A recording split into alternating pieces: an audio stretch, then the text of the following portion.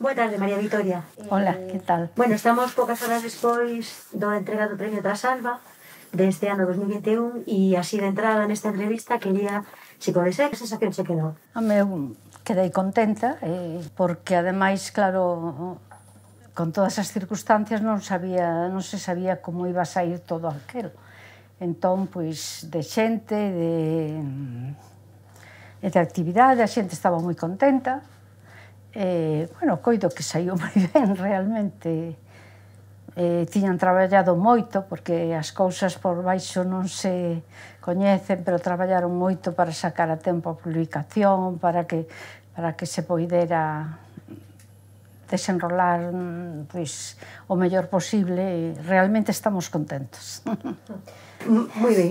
Leí unhas declaracións súas nas que explicaba que recibir este premio Trasalba fora pois unha sorpresa, non? Que lle asignaran. E eu quería contextualizar un pouco para que me explique, se pode ser, hasta que grado foi a sorpresa, porque resulta que o premio Trasalba, dende que empezou a entregarse, casi 40 persoas o recibiron e delas só 6 son mulleres. Sí. Este ano 2021, que tamén forma parte do contexto do premio, foi un ano un pouco dedicado a moitas mulleres da cultura, tanto históricas como actuais, pois dende Emilia Pardo Bazán hasta Sela Arias, e permitiron dar visibilidade un pouco a esa metade da población, como se suele decir. E por outro lado, seu pai foi designado, foi conmemorado no Día das Letras Galegas do ano pasado.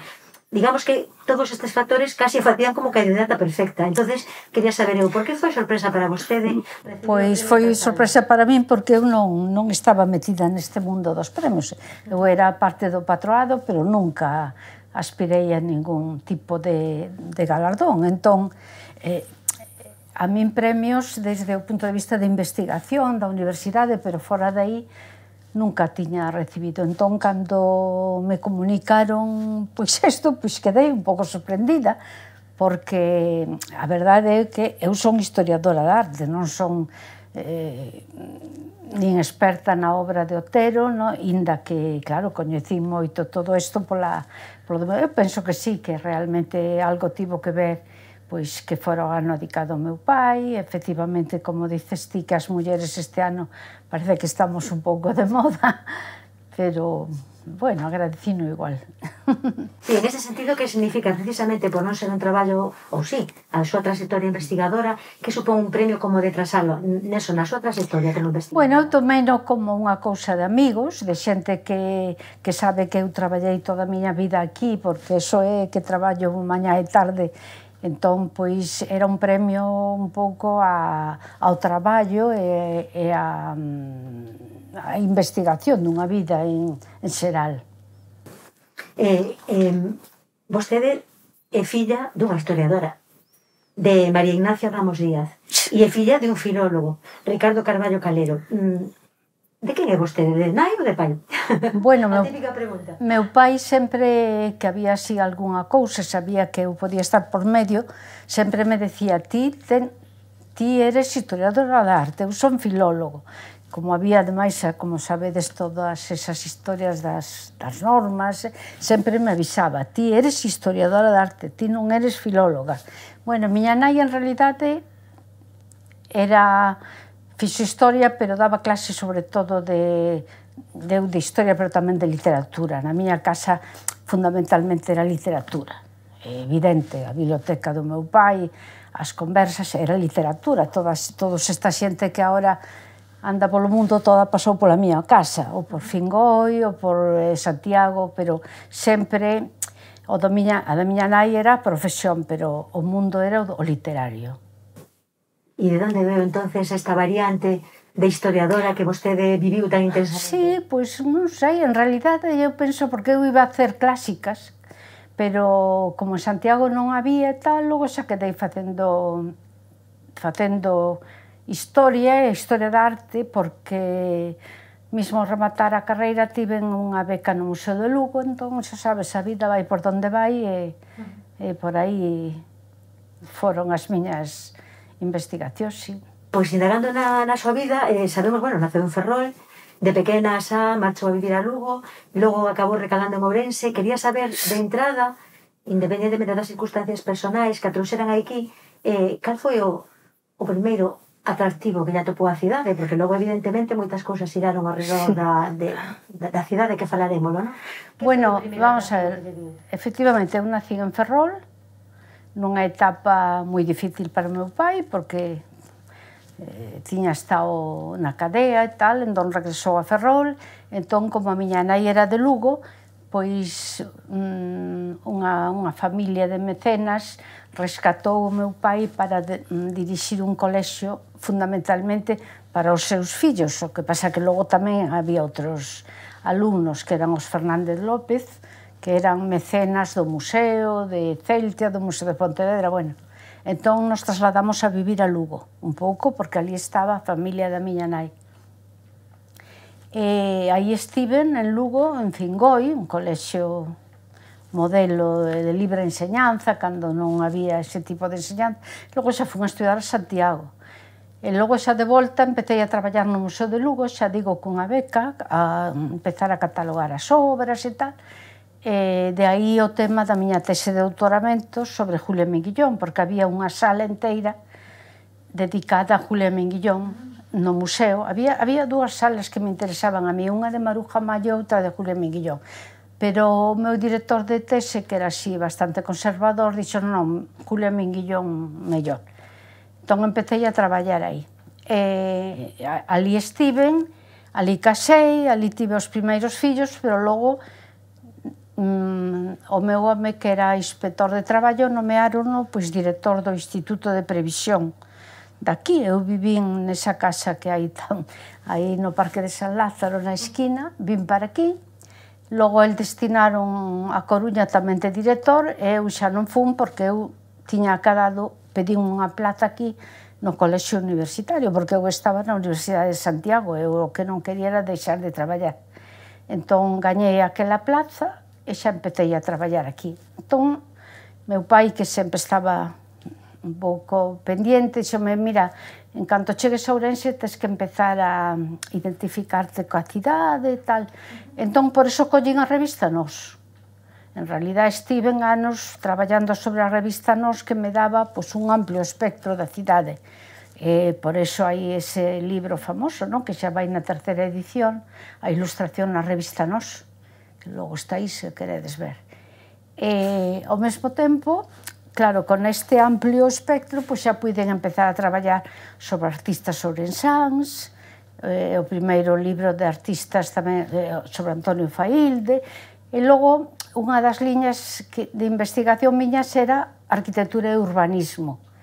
Entón, cando preparei a cátedra de universidade, o tema foi a transformación da cidade de Ourense, e dai saíu xa outra publicación clave na que se está agora facendo precisamente unha segunda edición, que é o que chaman normalmente o libro ese de Ourense. Son as dúas liñas. Arte contemporánea, a mí interesame moito as relacións arte e literatura, que se dan nos anos 20, e tamén o que é urbanismo, porque o meu mestre, que é Antonio Bonet Correa, ensinounos a traballar sobre eso, con arquitectos, con todo ese mundo, con historiadores. Por volver ás orixes, en cuanto a investigacións e a tese doutoral sobre Julia Minguillón, de todas formas, acaba de explicar que era un pouco por descarte, porque é Maruja Mayo e tal, pero ao final as dúas van xuntas, non? Sí, de feito, eu logo traballei moito máis sobre Maruja Mayo que sobre Julia, porque, polo asunto da vanguarda e tal, interesábame máis. Ademais, claro, de Julia está todo no libro. Pódense facer cousas, ensaios, pero aí está toda a documentación, entón eso xa non me daba máis de sí. Entón traballei moito sobre Maruja Mayo, porque as dúas foron becadas pola Diputación de Lugo. Entón, como eu empecé a traballar no museo, elas tiñan que mandar sempre a Diputación, como ocorre aquí, por exemplo, con Fernández Mazas, teñen que mandar un cuadro todos os anos un pouco para xustificar a beca. Entón, as dúas están alá, son completamente distintas, entón, esas son as cousas que a mí me interesan, sí. E aparte de ser diferentes, que as distinguía de todo o demais que podía estar ao redor seu dentro, traballando ali en Lugo? Eran momentos moi difíciles. En realidad, Maruja Mayo traballou un pouco en Lugo. Julia, sí. Julia foi muller dun periodista, de Lea Linsua, que foi director do Faro de Vigo. Entón, primeiro estivo en Lugo, logo foi para Vigo e logo a Madrid. Maruja Mallo, pois, ela nunca casou, nunca estivo suxeita a ningunha pois esas cousas que a familia, entón, pois marchou, exiliouse a Argentina, ali coincidiu con Seoane, entón a mí esas cousas son os que me interesa. Eu a Seoane conhecino moito, cando veu aquí a España de volta, a primeira casa que foi a miña, en Fingoi, recordo perfectamente, como se fora hoxe. Eu a Maruja Mallo non a cheguei a coñecer, inda que unha vez que fun a Madrid, cando ela estaba xa nunha residencia, unha familia de Lugo, os Montenegro, que teñan unha galería, pois fomos ali a vela e tal, pero non, xa estaba moi mal e tal. Ajá. Bueno, un pouco froito entonces dese contexto, non? De que todas estas persoas estaban presentes e era, pois non digo fácil, pero bueno, que era un pouco máis atractivo. Non, moi complicado, moi complicado. Sí, aquel mundo, claro, Julia Miguillón, por exemplo, foi a primeira muller que levou a primeira medalla na Nacional de Bellas Artes cando se voltaron outra vez a instaurar, porque aí, durante a Guerra Civil, todo quedou completamente... Pero é unha grande pintora. O que pasa que, bueno, políticamente hoxe, pois, vaise máis por Maruja Mallo, que era republicana e tal, que por el. Bueno, sin embargo, Ourense ten unha rúa Julia Minguillón, pero Maruja Mallo non ten, verdad? Sí, que eu sepa non. No, e, por exemplo, nunha etapa anterior, a Caixa da Forros mercou un cuadro importante de Julia, sí, porque é unha grande pintora realmente. Por retomar un poquinho o tema de cidade, Ourense, bueno, sempre se fala, non? De Ourense como a Villa Áurea, a Atenea, a Cultural, ese potencial, ou eso que pasou en Ourense no primeiro terzo do século XX, vostede ve, tendo en conta que outro tempo, evidentemente, que é a súa historia, vostede ve ese potencial cultural, actividade, renovación, actualmente na cidade? No, actualmente non. Actualmente isto está completamente salvo pois recunchos así, como a universidade ou algún grupo de xente. Non, claro, isto que realmente a etapa que de Ourense, a etapa da xeración nos. Entón, esa foi unha etapa impresionante, que aquí coincidiron moitas cousas, que o de sempre, hai etapas que, bueno, que se traducen en todo, porque se traducen en arquitectura, en ocio, e claro, neste momento non se explica. Logo, o que ten claro Ourense tamén é unha arquitectura moi potente, o ensanche, toda esa ampliación de finales de siglo, os arquitectos Bulías, Conde Fidalgo, que precisamente todo isto de aquí do hospital é de Conde Fidalgo. De finais da Claro, claro. Sí, principios do 20, xa esa cousa que va entre o modernismo e o art déco, é moi potente. Entón, claro, isto tamén axudaba a aqueles homes que tiñan aquelas reunións no café en Roma, os cafés cantantes, era un mundo, foi un mundo realmente importante nese momento, pero hoxe se vive un pouco de recordos e de a ver se isto vai a mellor. Pois sí, por insistir un pouco neste tema, e en dos ámbitos que son o centro das súas investigacións, que sería, pois eso, as artes plásticas. Sí, arte contemporánea, pero tampouco actual, inda que traballo moitos, eu son moi amiga de artistas, porque é a miña vida, eu son académica e tal, e logo a arquitectura e o urbanismo, esas son as dúas liñas. Pois nesas dúas liñas, e por insistir, ainda que non se xa falando de Ourense, nesas dúas liñas seguimos a vivir un pouco de discípulos de... Bueno, xa sabes que... Ou hai xente que está agromando... Bueno, xa sabes que agora, precisamente, na última reunión da Academia de Bellas Artes, pois dedicamos o próximo ano a Laxeiro. Indudablemente, ese momento que tamén coincide un pouco despois, anos 20, anos 30, con Laxeiro, Colmeiro, Souto, foi o grande momento tamén de Galicia, porque todo vai unido. Cando a cousa vai ben, pois claro, a cultura necesita sempre un patrocinio, un interés. Entón, agora hai moita creatividade, moi ligada, penso que a Escola de Bellas Artes de Pontevedra. Sabes que aquí temos unha sala onde se presentan proxectos así moi novedosos, pero, bueno, eu penso que de momento isto non vai demasiado ben. Por exemplo, o CEGAG, que tivo momentos esplendorosos, porque a verdade é que os principios do CEGAG foron que a xente de fora, porque eu estou moi en contacto cos meus compañeiros, estaba pasmada. Ahora, pois, é moi difícil, porque ten que haber moito interés, patrocinio. Eu penso que eso non dá demasiados votos, por eso se abandona un pouco, non sei. Penso que facendo balance levará, pois non sei, cerca de 50 anos como docente en historia. Bueno, eu levo, claro, eu empecé a traballar na universidade xa ao rematar a carreira. Tiña 21, quedei ali na facultade xa. E ao mesmo tempo, pois, facía o doutoramento, logo deronme esa beca de Lugo, entón iba e viña nun coche de línea. E logo xa, pois, así un pouco pasados uns anos, pois xa entrei, cando se creou o Colexio Universitario de Lugo, pois claro, levei a plaza inmediatamente, xa era doutora e tal, o sea, levo traballando desde os 21 anos. Pois en toda esa trayectoria que é moito mundo laboral, quería saber se algún momento, os que por goce persoal ou por trascendencia na súa vida foran destacables. Entonces, así, pensando, 2, 3 momentos, un destacado. Pois será complicadísimo. Non, pero, o sea, no ámbito profesional, indudablemente, a obtención da primeira cátedra en Galicia de arte contemporáneo, que destacan todos nese libro que se publicou aí, foi un momento trascendental. Que, ademais, a verdade, a miña cátedra foi unha gloria, digamos.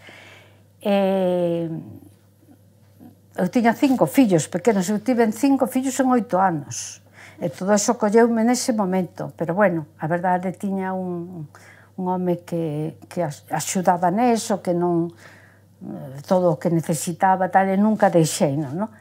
Foi tamén importante a entrada na Academia de Bellas Artes, moito máis trascendental que a cátedra, inda que para min, moito máis importante, claro, era outro, porque era o meu medio de vida. E a nivel, eso foi trascendente no personal, incluso a nivel histórico global, do que é o mundo académico, ou do mundo, sí, académico en Galicia, pero, e a nivel persoal, bueno, todo vinculado ás investigacións, na miña vida todo foi sempre unido, non sabes? Entón, por exemplo, recordo perfectamente cando publiquei o primeiro libro da revista de Nós, que era tempos de Vitorino Núñez como presidente, tiña o máis pequeno con menixite. Entón, recordo a Platero sempre que facendo os finais, porque había que entregar a mí sempre me pasan esas cousas. Cando entrei na academia, que foi outro acto maravilloso aquí no Instituto Otero Pedrallo, todo co respaldo de Caixa Galicia, tal, porque antes era distinto. Pois tiña operado de apendicitis aquela noite outro. Fundo o hospital para o Otero Pedrallo. Pero, bueno, esas cousas que son moito así moi tal, pero logo tamén ten esa satisfacción e dices, mira, inda que tiña aquelo, pois fun ali, digamos... A vida das mulleres, Sí, pero é que é así. A mí, cando me preguntan, pero ti por ser... Non, eu fun decana, fun directora de departamento, fun todo. Pero, indudablemente, ti, cando saís da casa, quedas pendiente da casa. E se deixas un fillo enfermo ou calquer fallo, pois claro, vai... Porque o meu ten que ir todo moi programado. Agora teño moito máis tempo, claro, desgraciadamente, pero bueno. Pois, sabe que estaba en casa rodeada de filólogos, quería saber como lle presta máis escribir o seu apelido. Carballo, con V, LH ou... Eu son Carballo con B. BLL. Unín os apelidos nun momento dado, o sea, Carballo Calero, unidos polos cauces, polos canles apropiados, pero eu sempre firmei Carballo Calero porque como teño na partida. Vale. Unha última pregunta, porque non sei, é tampouco posible? tengo ningún problema que a veces poñan Carballo con VLH, eu esas cousas, como dicía o meu pai, non eres filóloga, ti eres historiadora da arte. Comprendido. Que digo eu que despois dunha trayectoria tan longa de investigar, eu penso que das cousas que máis podían, por o que fora, por circunstancias da vida, pero que se non se apaixoa co que fai, ou fai o que lle apaixoa, ou se apaixoa co que fai, e a mí me dá a sensación de que no seu caso foi así. Quería saber que paixóns lle quedan por cumplir, que investigacións están sin rematar ou pendientes de comezar. Bueno, neste momento estou moi dedicada á dirección de tesis de doutoramento, a axudar un pouco as cousas que teño pendentes, pero indudablemente sigo. Outro día dixen no propio Auto de Trasalba, porque, bueno, un dos temas recurrentes na miña investigación foi Castelao. Castelao como punto de arranque, e logo todo o que se deriva. E agora estou facendo traballo sobre un cuadro que apareceu ali, que estaba na exposición de Nós, e que non se sabía absolutamente nada del, que é un cuadriño pequeno, regalado a Otero por Castelao, que se chama O Souto dos Gatos, e estou traballando a fondo sobre eso. Están a ser cousas moi bonitas, moi... Pasa que hai que traballar moitas cousas, claro, porque aí senón, porque pon isto... Quero dicir que a investigación sigue. E logo tamén, ao mesmo tempo, precisamente teño mañá unha sesión, estamos a publicar unha segunda edición do libro de Ourense, porque é un libro que se manexan todas as comisións de patrimonio e tal, e teño que levar eu, porque non o teñen, e cousas así, porque os meus libros sempre foron, non sei se por ben ou por mal, libros como son de arte, son libros así ben encuadernados, tal, entón, pois, se se publica, vamos a supoñer, este foi baixo... Cando era alcalde Veiga Pombo, pois, bueno, era o libro que ele en Navidades mandaba. Entón, a venta sacaban, pois, poquísimos. Entón, son libros dese tipo que agora están a volver a editarse. Arte e Ciudad, falamos, verdade? Falamos do libro Arte e Ciudad... No, perdón. Da transformación de unha ciudad. Sí, falo dese. Sí, está iso, que estou traballando sobre el. Sí. E algunha outra seguro? E claro, aí que... Algo pendiente que sempre quiso facer, pero a ver se agora teño tempo, sería un pouco... Non, eu o que realmente o que quise facer o fixe. Vale. Tamén traballo, pois, coordino a revista da Academia, que é a revista Brente, eso tamén levame tempo, e... En realidade, sigo mellor, porque agora non teño o que chaman aulas así con horario, non sabes? Eu axudo e participo, pero non teño así un horario determinado. Entón, para traballar e para investigar, claro, moito mellor. Pois seguiremos pendientes do Souto dos Gatos, porque eu vi ese cadro e a verdade que é supercurioso. É supercurioso. Creo que foi ali, ademais, non sei se foi empezado mes, na fundación. Porque sacaron na Fundación Otero Pedralla e había unha peza do mes antes da pandemia. Sí, pero xustamente esa peza do mes invitaron a un profesor que tiña feito unha tese e non dixo absolutamente nada, porque é moi raro, pero hai antecedentes, sí, xa veredes.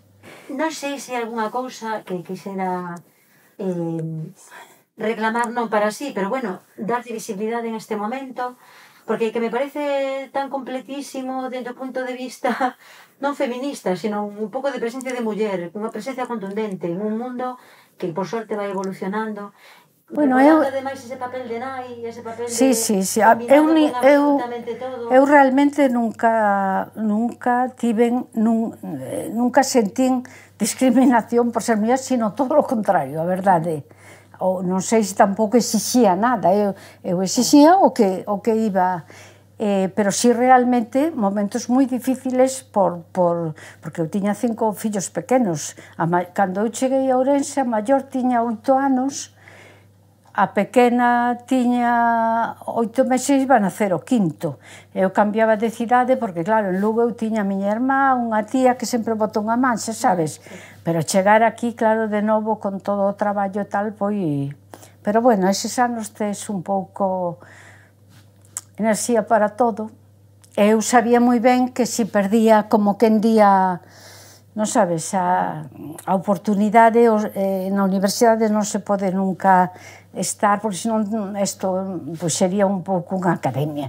Entón eu sabía moi ben que tiña que ir ao congreso de tal, que tiña que pertencer ao grupo de tal, e a verdade é que pois o fixen. Eso é certo. O sea, non deixei de facer nada, pero o problema é ese, é que cando eu veía por meu home que era magnífico, pero el saía a traballar, claro, eu era que quedaba ali responsable de todo. É así. Bueno, se diría así, claro, é así. Tamén en outros tempos. Eu podía ter axuda de servicio, eso, que mellor agora é moi complicado. Tiña unha casa moi grande, onde podíase mover tal, pero esa é a diferencia. Realmente, cando dicen que a muller e tal, non sei, pero a muller o que é máis difícil. Eso o meu pai, recordo que sempre decía que difícil é para... porque ele estaba pasmado. Sí. Bueno, son moitos anos e unhas veces... Realmente a perspectiva da arte é moi complicada. Moi complicada, pero xa non a nivel aquí, que eu falo sempre de Galicia, pero en plan universal. É moi difícil porque, por exemplo, a xuventude non vende. A xente que ten diñeiro, pois merca un Picasso, merca tal, pero non aposta. Antes, en cambio, era completamente distinto. A xente mercaba novos valores. Entón, claro, se eso non se move, non vai adiante. Ahora falábame outro día os problemas que tiveron para sacar a Feria de Arco en Madrid, porque, claro, todo isto, e a nivel museos pasa igual. Por exemplo, estou moi relacionada co Museo con el Prado, tengo allí compañeiros, no Thyssen, e non sabe, teñen que inventar cousas, teñen que inventar que os personaxes de Velázquez se movan, tal. Isto era impensable, porque antes o Prado era o Prado, e ali estaba, como quen dice, o santuario da arte. E agora a xente, pois, se non lle montas ali un teatro, pois deixa de ir, é unha cousa curiosa, non se sabe. Hai unha desmitificación. Eu penso que, claro, hai moitas necesidades, entón a arte non é unha necesidade, é evidente. Bueno, non é unha necesidade primaria, inda que a cultura, claro, é o que alimenta o espírito, porque eso é evidente, pero, claro, eso... nas épocas que foi o que pasou en Ourense. En Ourense nos anos 20 e tal, pois había eses homes que un pouco eran o guieiro da cultura. E agora que hai aquí? Neste mundo global dicen que a pandemia puso un pouco de relieve, aparte desas eivas de apoio á cultura, a mesma necesidade da cultura. Sí, de feito as librerías dicen que mercaron cando o negocio da librería está totalmente... Porque antes unha librería... Eu recordo de pequena, ir con meu pai da man, librería por librería, os escaparates... Agora ti ves que hai unha feria do libro e non pasa nada, non hai interés... Hai pouco interés. Eu penso que é porque, claro, porque hai outros intereses polo medio que son máis... Pero non deixa de ser unha pena, claro. Sí, bueno, ver en que deriva isto. Sí, se necesitaba unha catarsis total, porque ademais é que é verdad. Mira, eu recordo aquí, por exemplo, unha das cousas que eu penso que fixen moi ben foi cando traer aquí a todos as primeiras figuras que había na historia na arte. Bueno, director del Prado, tal de aquel. Entón, tiñamos as conferencias sempre na Plaza de Pontevedra, no que é o edificio de Gulías, que antes era de Caixa Nova, me parece. Mira, non se entraba, de verdade, é que non se entraba, é que viña xente de fora, é que alumnos non faltaba un agora. Traes aquí unha conferencia, tes 10 persoas de compromiso. Onte se leía unha tese, estábamos 4 ali, cando a tese de doutoramento é o acto máis importante para a universidade. Entre a pandemia, a xente que ten que facer outras cosas, é que non hai interés, porque senón... Bueno, penso que a pandemia asusta bastante ainda a xente. E de que queda... Sí, Sí, sí. Igual se está facendo fame de cultura e cando pasa realmente... Pode ser. En cambio, o luns, por exemplo, que se abriu en Ferrol a exposición bibliográfica do meu pai, que tiña estado no Parlamento, estaba a sala chea. Pero penso que hai aí como un componente emocional. Carballo de Ferrol, nos traen isto, pero non sei se realmente había interés por ver aquelas cousas e ver ali estaba, por exemplo, o proxecto do estatuto, cousas que antes se miraban, veías que a xente pasaba, non sabes? Sí, pero bueno, cada etapa ten as súas cousas e o mellor agora, pois, cando isto tire para arriba, pois... Sí. Pero é complicado, a xente que se dedica á cultura é complicado, sí.